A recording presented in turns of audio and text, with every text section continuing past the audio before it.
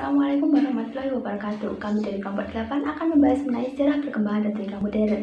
Perkembangan retorika modern tidak terlepas dari jasa-jasa negara maju di dunia seperti Prancis, Inggris, Amerika Serikat, dan Jerman. Saya, Indah Julianisi, akan membahas peran negara Prancis dalam perkembangan retorika modern. Gerakan humanisme di Prancis telah mendorong terlahirnya seorang penyair, pengarang, pengkhotbah, serta moralis-moralis terkenal. Beberapa tokoh yang terkenal dari negara tersebut yang pertama adalah Mirabeau. Beliau adalah seorang ahli pidato yang menguasai teknik debat. Yang kedua adalah Napoleon Bonaparte. Beliau adalah seorang diktator namun juga ahli dalam berpidato. Menurutnya, kalimat yang dapat mempengaruhi seseorang adalah kalimat pendek yang terus diulang-ulang. Yang ketiga adalah Charles de Gaulle. Beliau adalah seorang jenderal yang memiliki sifat kepahlawanan, ahli dalam berpidato, dan sering menggunakan media televisi untuk berpidato-pidatonya. Saya Regina Eka Mailani. Di sini saya akan menjelaskan terkait retorika modern di Inggris. Inggris pertama kali mempelajari ilmu retorika digunakan untuk memperluas kekuasaannya. Ada beberapa fase kejayaan ilmu retorika di Inggris. Yang pertama yaitu adalah masa kejayaan Ratu Elizabeth dengan tokoh terkenalnya yaitu adalah Thomas Wilson.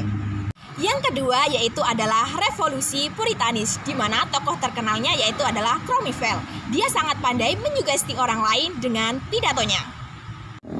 Yang ketiga yaitu adalah masa jaya abad ke-17 dan ke-19, di mana tokoh terkenalnya yaitu adalah William Pitt Senior dan William Pitt Junior. William Pitt Junior terkenal akan adanya pidato terkait penghapusan perdagangan budak.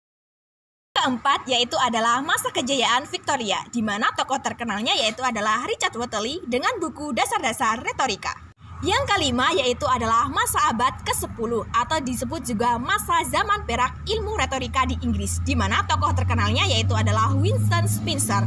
Dia merupakan tokoh penyambung lidah masyarakat Inggris. Hai, saya Muhammad Iqbal Musyina dengan NPM 2010-3010-60. Nenek moyang bangsa Amerika merupakan orang-orang yang pandai akan berbicara. Tanpa kepandaiannya ini, mereka tidak dapat menyatukan bangsanya untuk melawan penjajahan dari Inggris.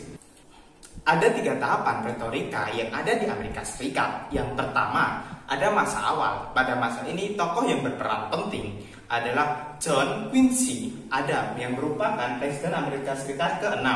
Dan ada juga Presiden Amerika Serikat ke-5, yaitu James Monroe. Tahapan retorika yang kedua yang ada di Amerika Serikat adalah pada Perang Saudara. Tokoh yang berperan penting pada masa ini adalah Presiden Amerika Serikat ke-26, Abraham Lincoln. Selain Abraham Lincoln, ada juga tokoh lain yang bernama Daniel Webster.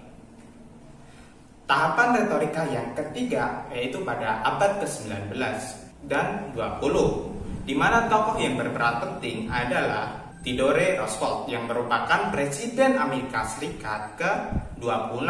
Selain ada Theodore Roosevelt, ada juga Franklin Delano Roosevelt yang merupakan Presiden Amerika Serikat ke-32. Selain itu ada perwakilan juga dari orang kulit hitam bernama Martin Luther King. Hai, aku Hibatin dengan NPM 2010-30-10-63. Saya akan menjelaskan sedikit mengenai retorika modern di Jerman. Retorika di Jerman dijadikan sebagai jalan untuk mempengaruhi rakyat, khususnya untuk generasi muda. Adapun beberapa tokoh yang terkenal pada masa ini. Yang pertama ada Adolf Hitler, yaitu seorang demagog terbesar dalam sejarah yang menyeret Jerman pada Perang Dunia Kedua.